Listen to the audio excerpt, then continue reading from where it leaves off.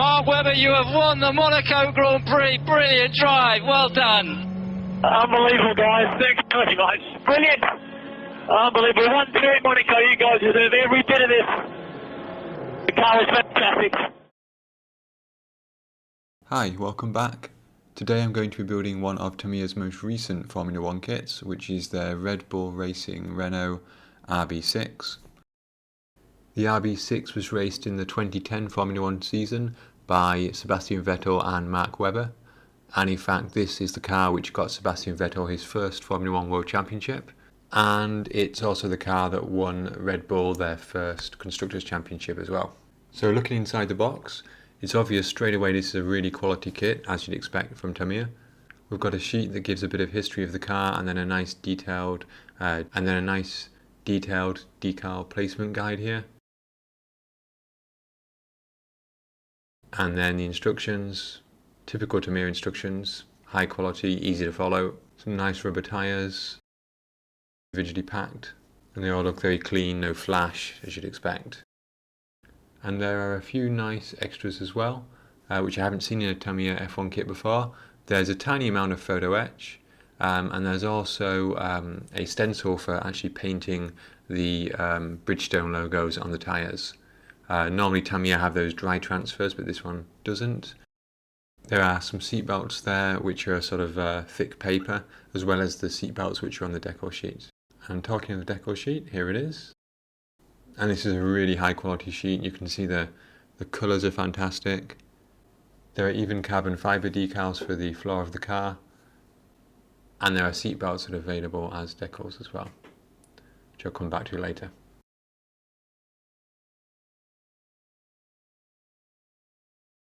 And here's a close-up of the photo etch that Tamiya supplies. These are for the seatbelt buckles, and it uses a really unique way of keeping them together as well. This sticky red tape just has each of the buckles attached to it. They're not actually attached to the sprue, as it were, which is really nice because it means you don't get any of those little burrs when you try and cut them off, and then you have to sand them or anything. So that's a really nice way of keeping these pieces together, and it just makes things a little bit easier. That's a nice touch by Tamiya, I really like that.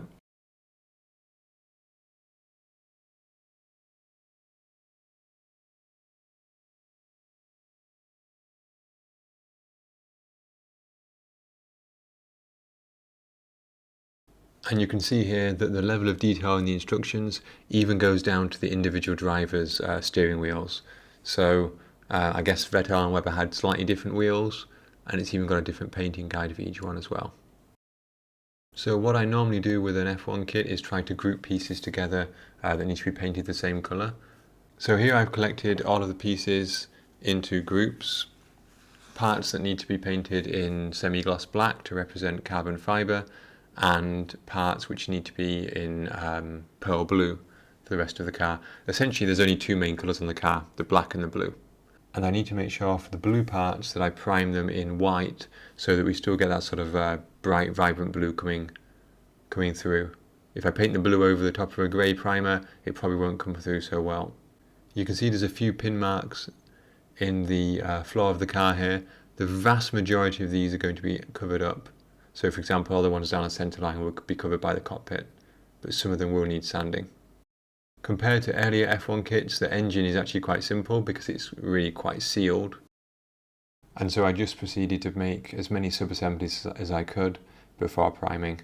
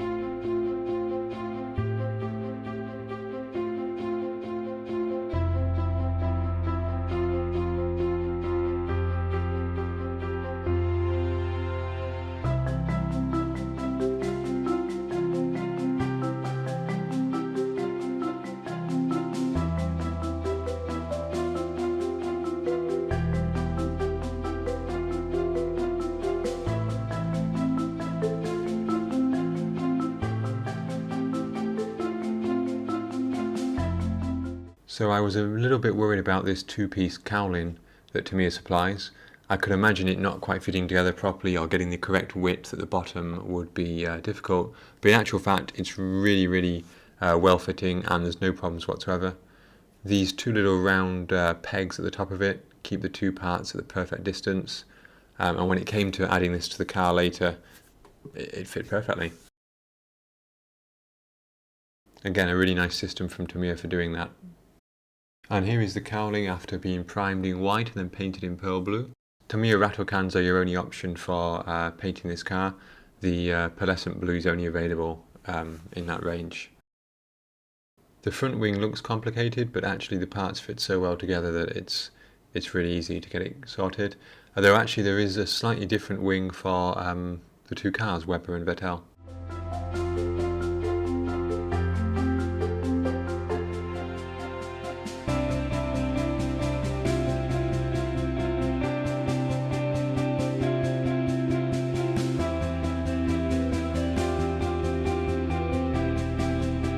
So these seat belts are a bit unusual. If you don't want to use the decals for the seat belts, and I do prefer these ones, these are sort of a sticky paper which you cut out and then you fold along the dotted lines, so they fold back on themselves, and you use these to thread through the photo etch buckles which are included. It's actually a lot easier than it sounds. It's a little bit fiddly, but the end result does look nice. And you can model the belts closed or open. The kit does come with a helmet, but it doesn't come with any decals for it, which is a bit strange to my mind. It would have been nice to have, a simple design for both Weber and Vettel.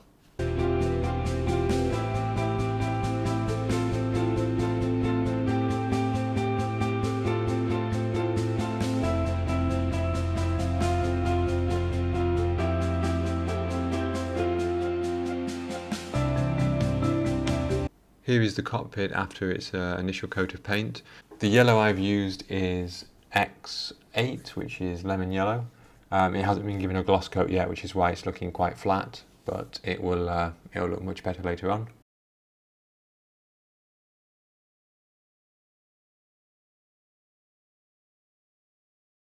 One thing I find about these Tamiya metallic paints is that the pigments sometimes get moved around quite easily. So you can see here that I've accidentally transferred some of the silver pigments onto the black there, so that's going to need cleaning and repainting.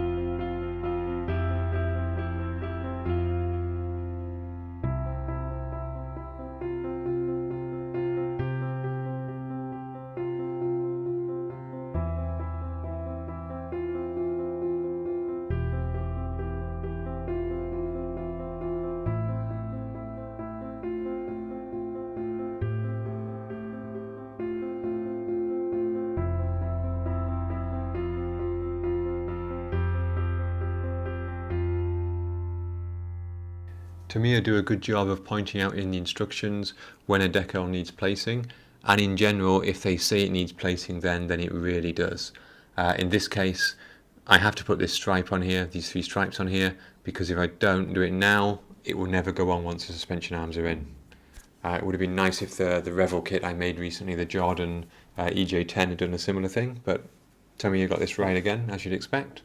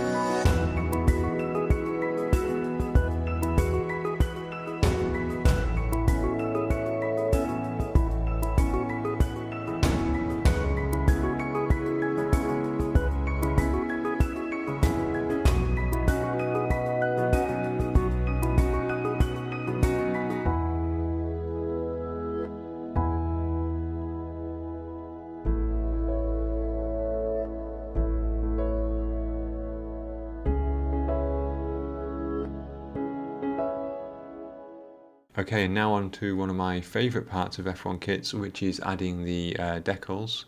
In my mind, this always transfers the kit from looking, fairly okay to looking really, really nice. And I think this is a good example here on the rear wing. Look at the detail and the quality, the printing of that decal. It looks excellent. And it lines up perfectly. The slots in the decal line up perfectly with the slots in the rear wing end plate. Excellent.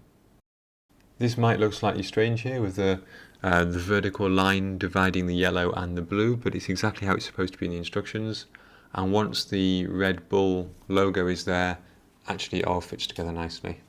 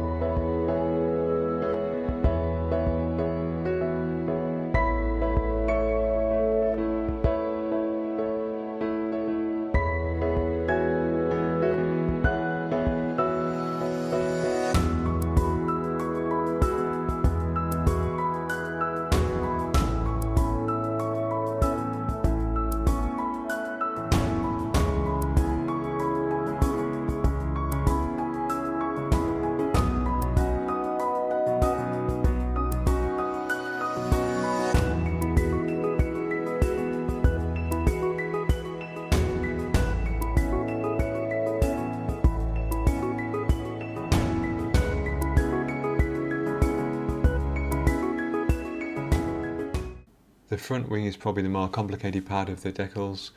Each side consists of 5 decals. The lower Red Bull is split into 3 pieces and the upper one is split into 2.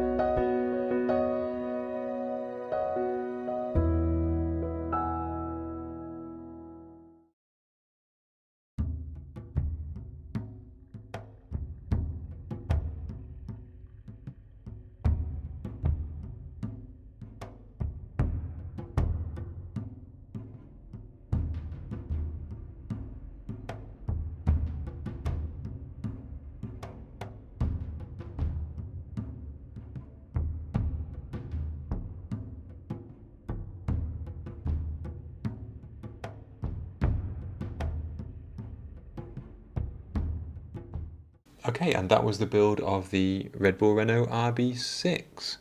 I hope you enjoyed it. I had great fun building this kit. It's absolutely fantastic. I was really looking forward to building it from the beginning, and it went together perfectly, as you would expect. Everything was really high quality, the fit, the moulding of the parts, the decals, they were all really, really excellent. This was a slightly more expensive kit than some of the F1 kits I've bought before, but worth every penny. So thank you very much for watching. I hope to see you next time.